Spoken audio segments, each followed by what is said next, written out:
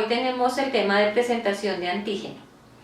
La presentación del antígeno es el proceso que empieza a especificar la respuesta inmune.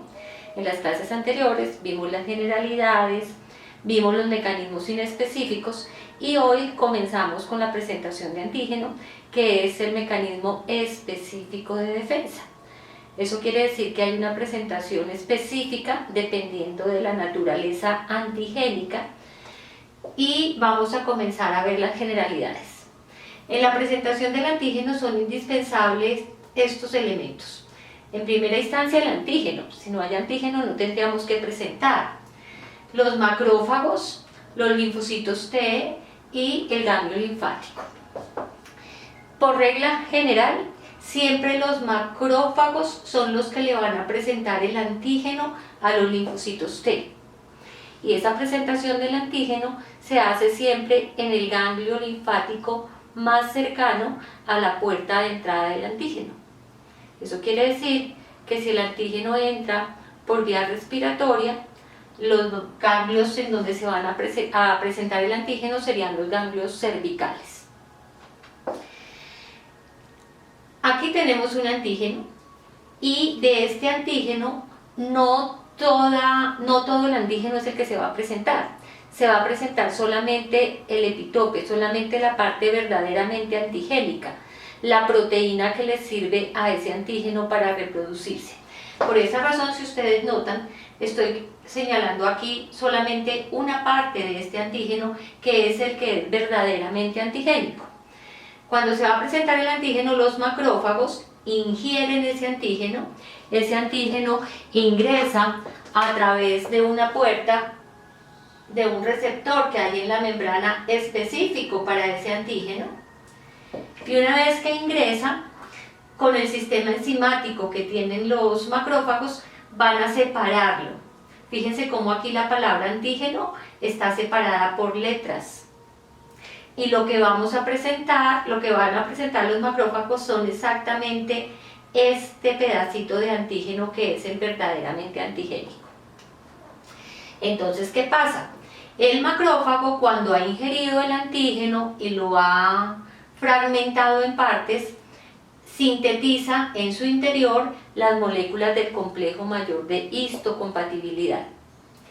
Después de que las sintetiza, las asocia a la parte antigénica. Fíjense que aquí cómo está unido el complejo mayor de histocompatibilidad a la proteína E de este antígeno, que es la que vamos a presentar.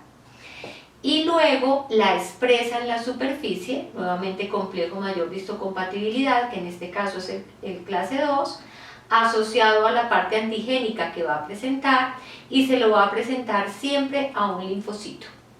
Este linfocito ya debieron reconocerlo como un linfocito T porque tiene el receptor TCR. Cuando el macrófago le presenta al linfocito T el antígeno, este antígeno se activa y empieza a producir citoquinas. Y si bien la clase de citoquinas la vamos a ver en la próxima edición, vamos adelantando que la interleuquina 1 y la interleuquina 2 son citoquinas que tienen que ver con la proliferación y la diferenciación de los linfocitos T.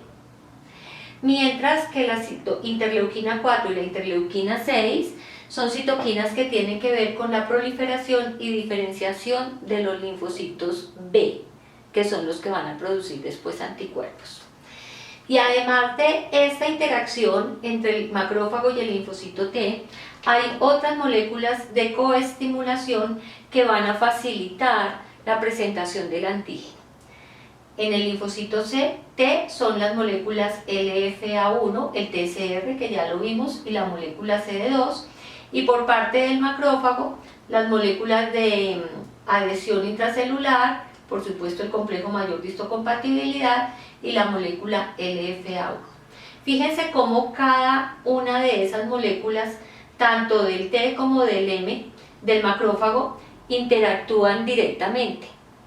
En inmunología todos los procesos se dan como, nos los han enseñado como un proceso de llave-cerradura, donde hay una sola llave para una cerradura, o una sola cerradura, o una cerradura se abre con una sola llave.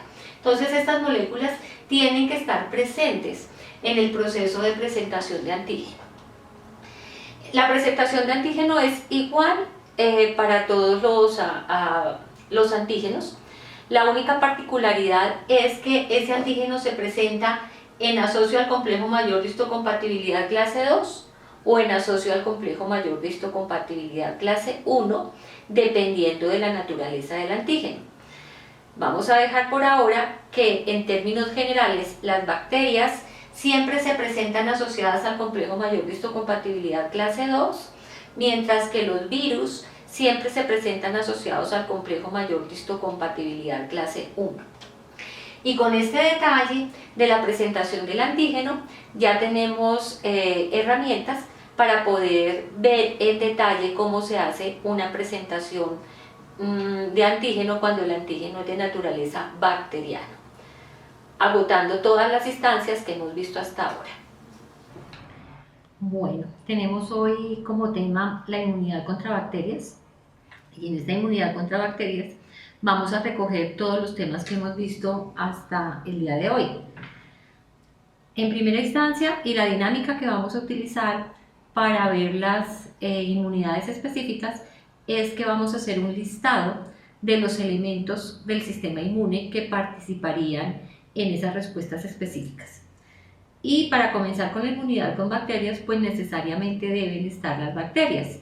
Si no están las bacterias, el sistema inmune no va a montar una respuesta contra ellas porque no tendría sentido.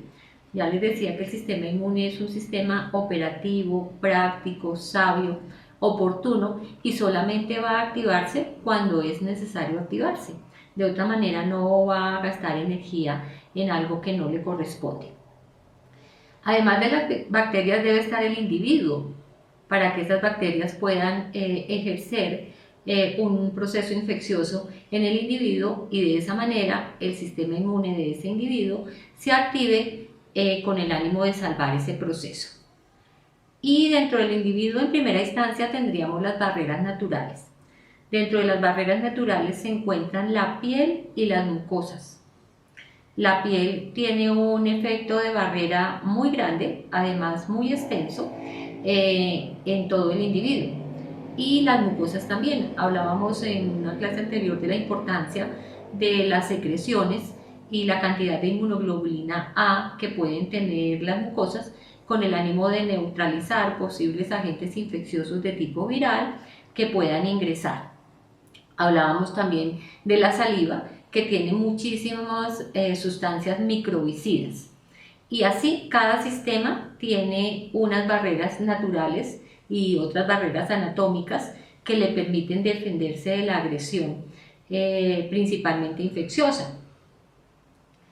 Los movimientos peristálticos, por ejemplo, del tracto digestivo, son una barrera natural para combatir o contrarrestar algunos agentes bacterianos. Luego de salvar estos procesos, esas barreras, estarían entrando a trabajar los mecanismos inespecíficos de defensa. Y dentro de esos mecanismos inespecíficos de defensa citamos la inflamación, la degranulación de los neutrófilos, la fagocitosis y el complemento. En primera instancia, la primera población celular que empieza a activar la respuesta inmune tras un proceso bacteriano son los neutrófilos. Los neutrófilos, mediante el proceso de fagocitosis, lo vimos y lo vamos a repetir ahora, se dirigen al sitio donde está la agresión infecciosa y allí ingieren, digieren y destruyen el agente bacteriano. Si con solo esa acción el sistema inmune de ese individuo logra salvar el proceso, pues no es necesario que se lleven a cabo instancias posteriores a la fagocitosis. Si con solo la fagocitosis tuviera, pues ya no se activan otras cosas. Es posible que un proceso bacteriano se logre salvar con solo barreras naturales, con la integridad de las barreras naturales, pero si no se logra salvar ahí, pues vendrán mecanismos más especializados. Anotábamos también que los neutrófilos tienen numerosos gránulos intracitoplasmáticos que pueden ser primarios, secundarios e inclusive ya hay terciarios, de acuerdo a la nueva clasificación. ¿Y qué hace el neutrófilo? Degranula sobre las bacterias Eso quiere decir que vierte sobre ellas todo el contenido de los gránulos con el ánimo de destruir esa bacteria. Si no es posible con esto, pues entonces se agota el proceso de inflamación y puede que con el proceso inflamatorio se logre resolver. Si no, con la fagocitosis se van a producir los radicales libres, que los vimos y los vamos a repetir ahora, y puede que simultáneamente se generen los reactivos intermediarios del nitrógeno, que decíamos que los produce cualquier célula, y ya vamos a repetirlos de nuevo. Seguiría luego el complemento por la vía alterna. Fíjense que estoy anotando aquí el complemento por la vía alterna y no por la vía clásica, porque la vía clásica requiere la presencia de anticuerpos y los anticuerpos aquí en lo que estamos viendo todavía no se han sintetizado. Entonces es posible que aquí pueda activarse el complemento por la vía alterna, que ya vimos, comienza con el componente C3 e involucra la proteína, la properdina, el factor activador de C3 y el factor activador de B. Solo después de eso se da la presentación del antígeno en un proceso como el que vimos en la clase pasada. Con la presentación del antígeno, que se hace siempre de macrófagos a linfocitos T, los linfocitos T quedan activados y se producen las citoquinas. Y en lo que vamos viendo de citoquinas hasta ahora, vamos integrando que se producen la interleuquina 1 y 2, que tienen que ver con la activación, la proliferación y la diferenciación de los linfocitos T, y la interleuquina 4 y 6, que tiene que ver con la proliferación y la activación de los linfocitos B. Una vez que se están activando los linfocitos B, se producen los anticuerpos, y esos anticuerpos veíamos en la primera clase que pueden ser de tipo M si es la primera vez que ese individuo se expone a ese agente bacteriano. De inmunoglobulina G si es la segunda vez, la tercera o la repetida vez que se expone al mismo antígeno. Y puede ser de inmunoglobulina A cada vez que están involucradas las mucosas. Pero como todos los procesos infecciosos generalmente entran a través de las mucosas, pues la inmunoglobulina A cumple un papel muy importante en la defensa de respuestas específicas. Como ya se sintetizaron los anticuerpos, ya puede haber una unión antígeno-anticuerpo, y si hay complejos inmunes, de esa manera se activaría el complemento por la vía clásica. Y recuerden que esa vía clásica se activa a partir del componente C1, luego C4, C2, C3, C5, 6, 7, 8 y 9, hasta que se produce la lisis de las membranas. Y si se tratara de una bacteria intracelular, pues la bacteria estaría dentro de la célula, se lisa la membrana de la célula y la bacteria ya no tendría a expensas de quién vivir. Recordemos entonces que la inflamación es un mecanismo inespecífico de defensa que puede tener una respuesta local o sistémica, y cada una de ellas se caracteriza por eventos inmunológicos diferentes. Decíamos que esta inflamación puede ser aguda o puede ser crónica. La inflamación aguda involucra a los neutrófilos, involucra a los mastocitos, involucra el sistema del complemento, y la crónica pues va a involucrar más la acción de los macrófagos y de los linfocitos T. Además, en este proceso de inflamación se genera también una gran cantidad de interleuquinas y de citoquinas que van a favorecer que se resuelva el proceso. Habíamos visto ya esta diapositiva en donde tenemos un neutrófilo que está degranulando sobre las bacterias. Fíjense que acá tenemos las bacterias en verde. Los gránulos el contenido de los gránulos es vertido sobre ellas, y aquí tenemos apenas los fragmentos de las bacterias ya destruidas. Es posible que solamente con este proceso el individuo logre salvar la infección bacteriana, y si la logra salvar no hay necesidad de activar más procesos, hasta aquí llegó el proceso. Pero si no, viene el proceso de fagocitosis, que en primera instancia lo hacen los neutrófilos. Y si la población de neutrófilos es capaz de fagocitar todos los agentes infecciosos, pues hasta ahí llegó la respuesta. Pero si no, solamente los neutrófilos no dan abasto, entonces vienen sus primitos, que son los macrófagos, también para hacer el proceso de fagocitosis, y ya son dos poblaciones realizando el mismo proceso, y es posible que ahí se logre salvar el proceso o no.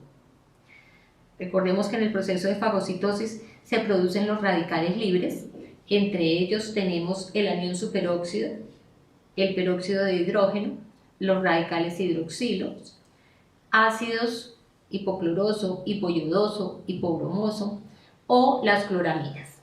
Y quizás lo que no anotamos en la clase pasada cuando se producen estos radicales libres, siguiendo toda la secuencia de los 6 pasos de la fagocitosis, es que como hay una explosión metabólica con la generación de estos radicales, pues no solamente estos radicales destruyen la bacteria, sino que lamentablemente también se destruye el neutrófilo. Hay un artículo científico muy bonito que se llama La corta y feliz vida de los neutrófilos, en donde la autora hace alusión a que tienen una vida muy corta, de 7 horas quizá, y es una vida muy corta y feliz. Ella hace alusión a la felicidad del neutrófilo porque muere cumpliendo su misión, cumpliendo su propósito de vida, y en esa medida pues tienen que ser muy felices los neutrófilos. También seguimos con los reactivos intermediarios del nitrógeno, que decíamos que se producen a partir de cualquier célula, potencialmente pueden producirlos, y dentro de esos reactivos intermediarios del nitrógeno tenemos el óxido nítrico, los nitritos, los nitratos, los peroxinitritos y el dióxido de nitrógeno. En la clase pasada habíamos visto cómo se generan a partir de la L-arginina y vimos cómo se sintetizan de manera diferente estos radicales, dependiendo de si los individuos son ureotélicos o uricotélicos, como en el caso de las aves. Y llegamos a la presentación del antígeno. Entonces, en la presentación del antígeno, tal como lo veíamos en la pizarra, el antígeno tiene que ingresar al macrófago. El macrófago ingiere ese antígeno, pero no todo el antígeno es el infeccioso, solamente hay unas proteínas que son las infecciosas, que para el efecto de esta diapositiva coloqué la letra G. Así que entra el antígeno como tal y el sistema enzimático del macrófago lo desintegra, lo separa. Fíjense cómo se separa la palabra antígeno en cada una de las letras correspondientes, y aquí lo que vamos a presentar es la letra G. Una vez entra el antígeno y es separado, se sintetiza en el interior el complejo mayor de histocompatibilidad clase 2, y ya tendríamos que estar sabiendo aquí que es clase 2 porque fíjense que se lo estamos presentando a un linfocito ayudador que se identifica con la molécula CD4.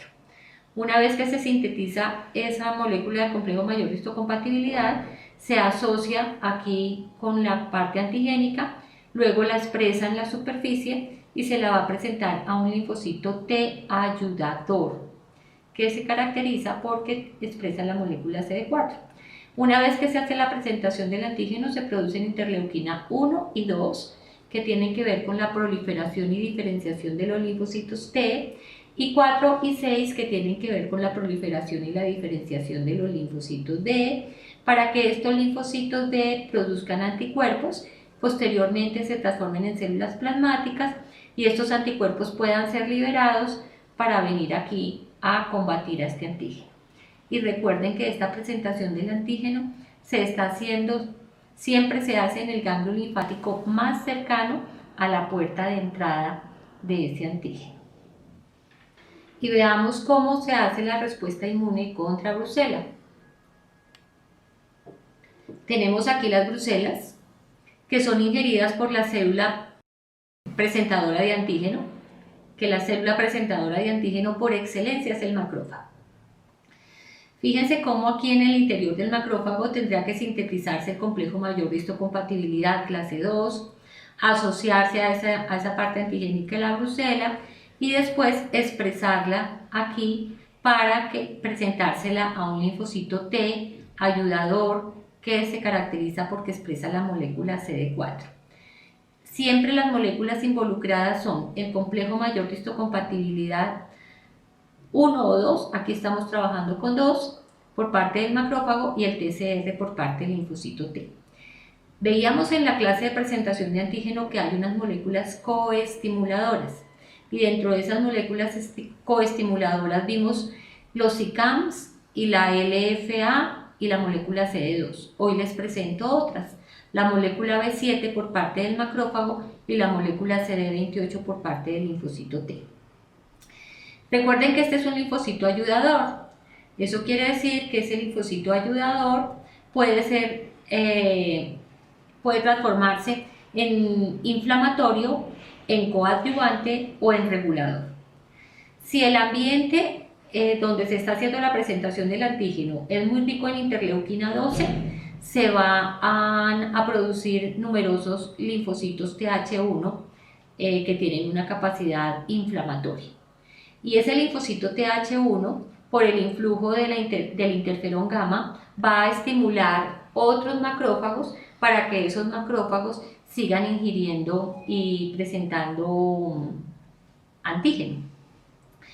A su vez, están los linfocitos citotóxicos que tienen un efecto sobre la célula que ha ingerido las bacterias.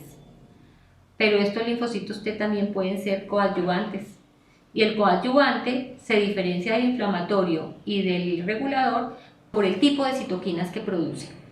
Entonces fíjense cómo el Th2, como es coadyuvante y su función es ayudarle a los linfocitos B para la síntesis de anticuerpos, produce interleuquina 4, interleuquina 5, interleuquina 10 y eso hace que este linfocito B produzca anticuerpos, se transforme en célula plasmática y esos anticuerpos sean liberados al torrente circulatorio para ir y neutralizar la bacteria en donde quiera que se encuentre.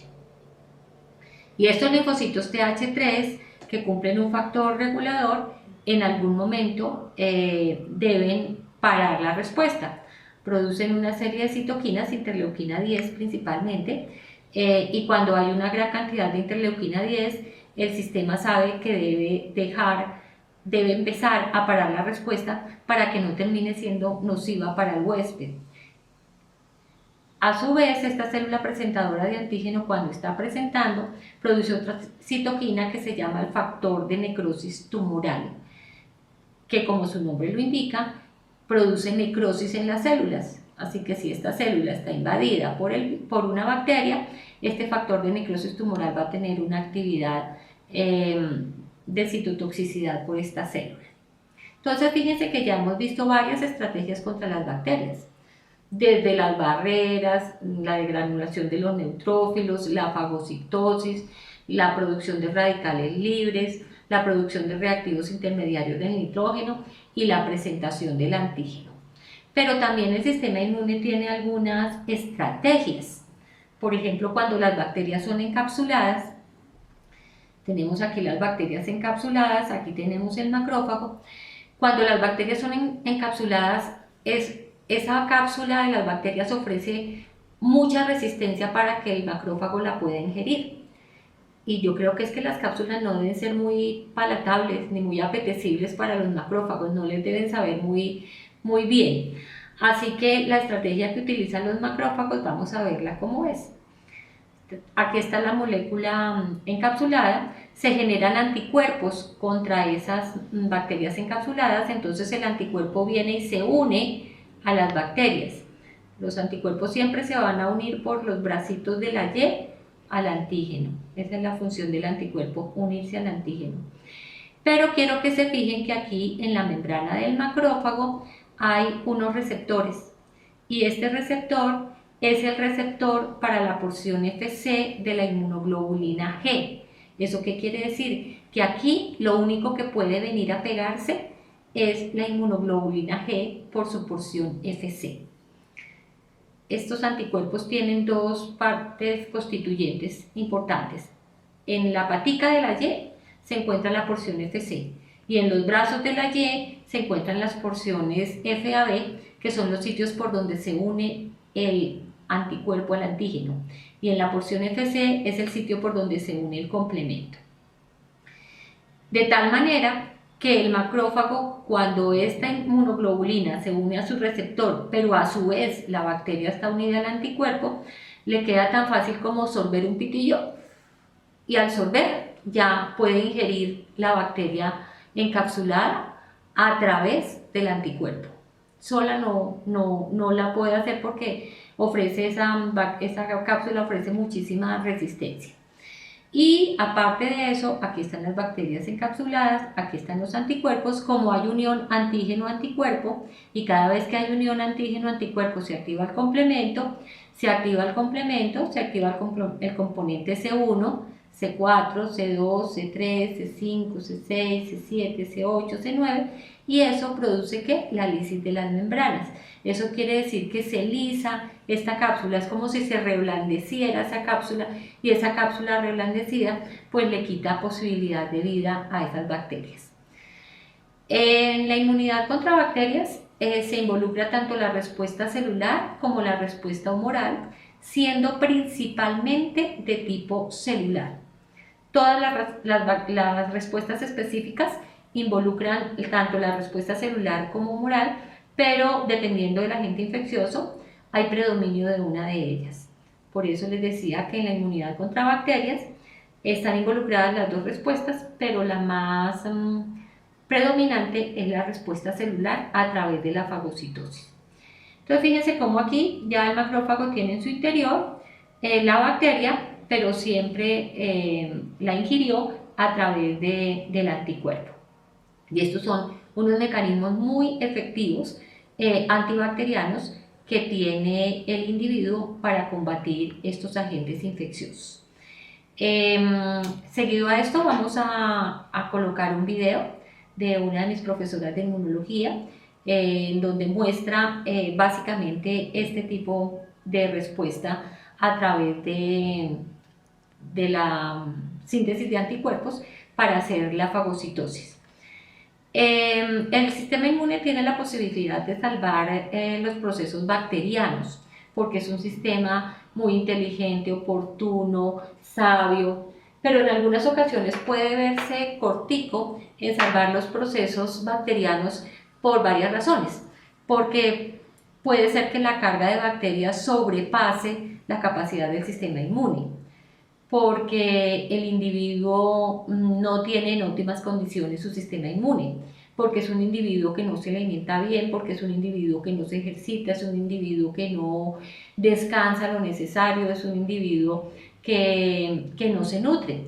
Fíjense que todo lo que hemos visto hasta ahora del sistema inmune tiene como base las proteínas. Eso quiere decir que somos una fábrica de proteínas.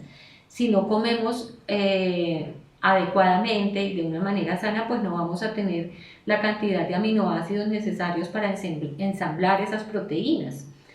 Otra de las razones por las cuales puede el sistema inmune verse cortico en salvar un proceso bacteriano puede ser porque el individuo se encuentra sometido a un estrés crónico.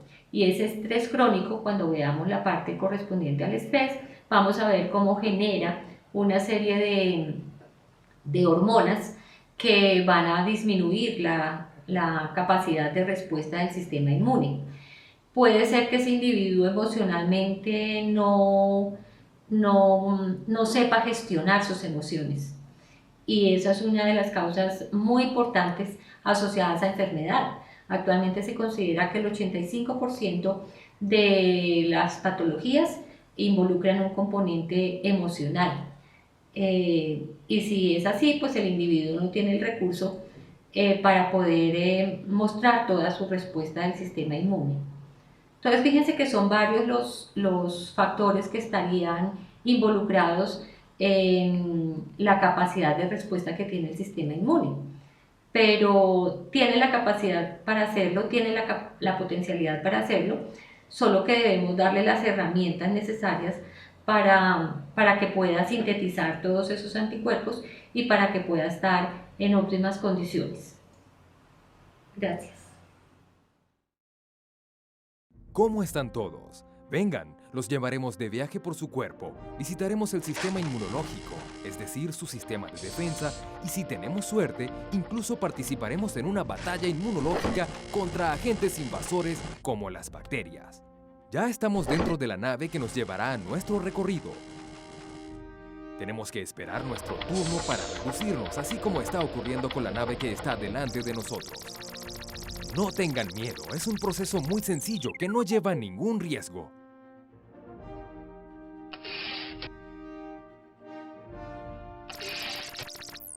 Ya estamos pequeñitos y listos para entrar en el cuerpo. Nos meteremos por la cabeza de ese niño, ya que el cerebro es el comando central del cuerpo de donde salen todas las instrucciones. ¡Preparados! Ya estamos en el cerebro. Viajamos a través de estos surcos que permiten el paso de nuestra micronave. Miren cómo se encienden las redes neuronales, que se corresponden con los pensamientos que se tienen. Cuando están rojas, significa miedo y tristeza, y las verdes significan pensamientos de alegría y optimismo. Ahora vamos a la sangre, en busca de los guardianes del cuerpo. ¡Wow! Glóbulos rojos. Ellos llevan el oxígeno por todo el organismo. Observen, allí va un linfocito T, es el director general del sistema inmune. Lleva un radar en su cabeza que le permite detectar la presencia de enemigos invasores. Nos está detectando con su radar. Menos mal que somos amigos. Allí vemos al linfocito B practicando con su arco y las flechas. Su trabajo es producir los anticuerpos que tienen forma de flechitas y sirven para marcar a las bacterias cuando el linfocito T les da la orden. ¿Quién viene allí? ¡Un macrófago! ¡Miren cómo camina! Y la gran boca que tiene que le sirve para devorar a los invasores. Es imponente, ¿no les parece? ¡Qué rara es esa célula azul! Es una célula dendrítica. Miren cómo agita sus grandes brazos. Ella es la que tritura a las bacterias para ayudar en la batalla inmunológica. Y no podía faltar el polimorfo nuclear neutrófilo, un gran luchador. Además de matar, da la voz de alerta cuando entra un enemigo al cuerpo. Ahora vamos al ganglio linfático. Allí están la mayoría de los guardianes del cuerpo. ¡Vengan! Los invitamos a entrar. El ganglio linfático es el cuartel donde se prepara la lucha inmunológica cuando entra un invasor. Observen bien.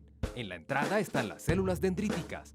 Luego a su alrededor están los linfocitos T, que se distinguen por su radar en la cabeza. A continuación los linfocitos B, que son los que producen los anticuerpos o flechitas. Se ven estupendos, muy organizados y siempre atentos.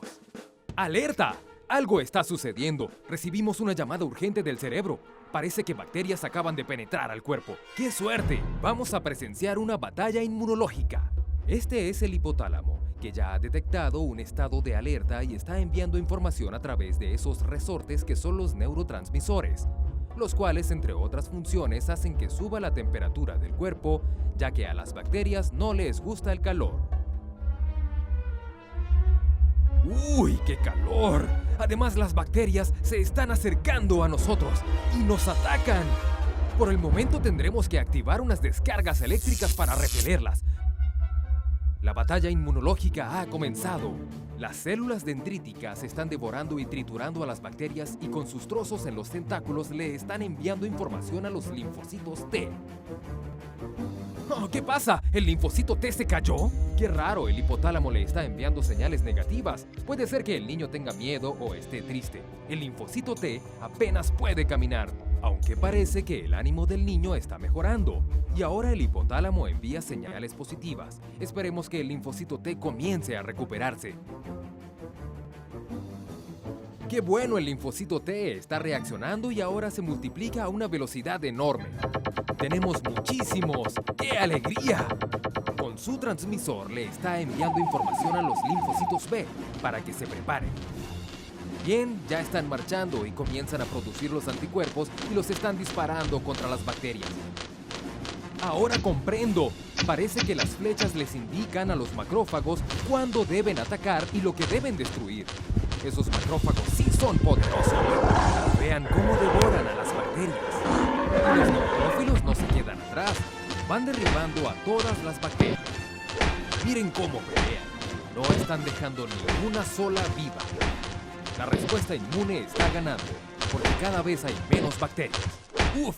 Ya están todas eliminadas. El linfocito T acaba de dar la orden de acabar la batalla. ¡Qué alegría haber vuelto a nuestro tamaño normal! Nuestro sistema inmune sí es poderoso y cuida muy bien nuestro cuerpo.